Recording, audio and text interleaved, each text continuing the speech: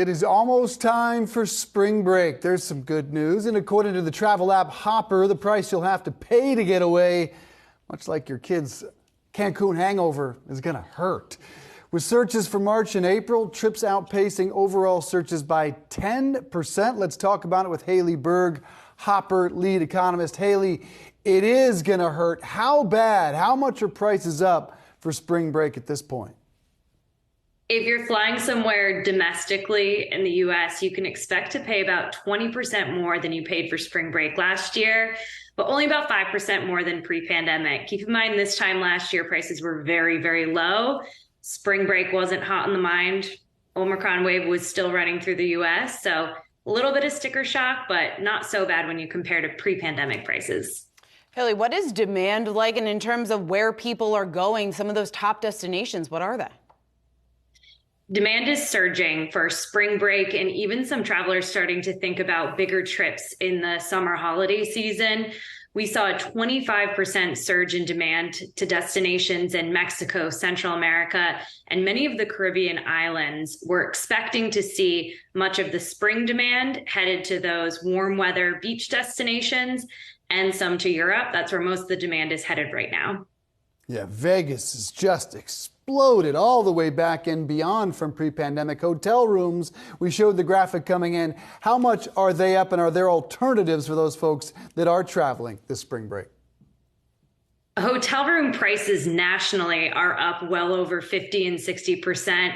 Hotels in those big cities like Las Vegas, Miami, we've seen price increases 80% or higher in the last few weeks alone. Prices are really being driven up by higher costs, but also super high demand. A lot of travelers are looking to book accommodations on trips this spring and summer, and some of these big cities are where we're seeing the biggest demand increases, hence these incredibly high prices. Hayley, what if you haven't booked your spring break travel yet? Is it too late, or when should people be booking? If you're planning to go somewhere internationally for spring break, you should be booking now. Prices will really only rise between now and early May when we get into the summer season. If you're headed somewhere domestic in April, you can wait a couple of weeks, monitor prices, but you should expect to book between now and really the second week of March. If you're thinking about a spring break trip, you really have to start planning now. About 80% of Hopper customers haven't booked their travel yet, even though spring break season will be in full swing starting the end of next week.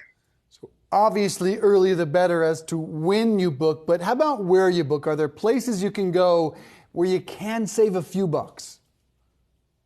Absolutely. And it's not just those lower demand destinations that are going to offer deals. There are going to be deals available to all top destinations. I'm still seeing airfare, Boston to San Juan, Puerto Rico, under $200, LA to Cabo, under $200.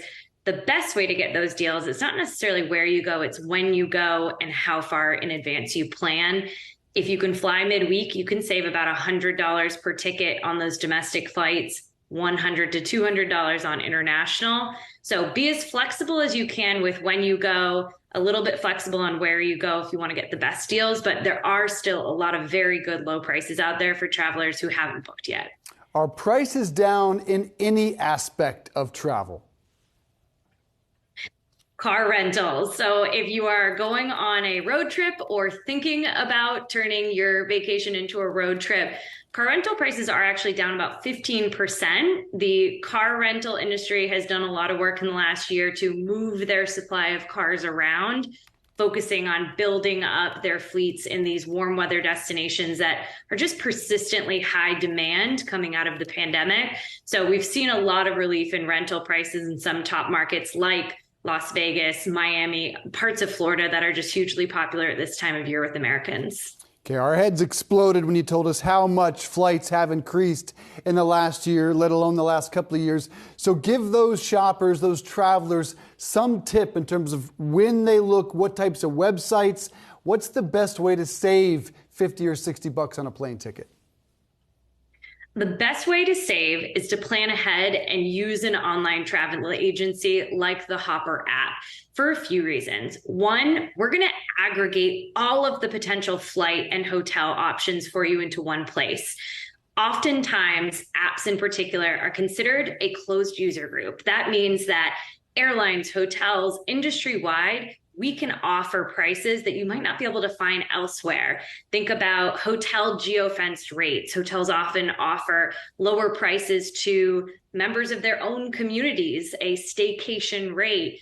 You can find those available on the Hopper app. We can create what are called hacker fares, 2 one-way flight tickets, maybe booked on different airlines that combine to make a cheaper price than you can find on one single site. So using an online travel agency is a great way to give yourself access to all of the rates that are available, as well as do some price tracking. So on the Hopper app, we'll monitor the price of a hotel or a flight for you, notify you when it's time to book, answer that age-old question of when should I book my flight? Should it be on a Tuesday or should it be on a Saturday or any day of the week?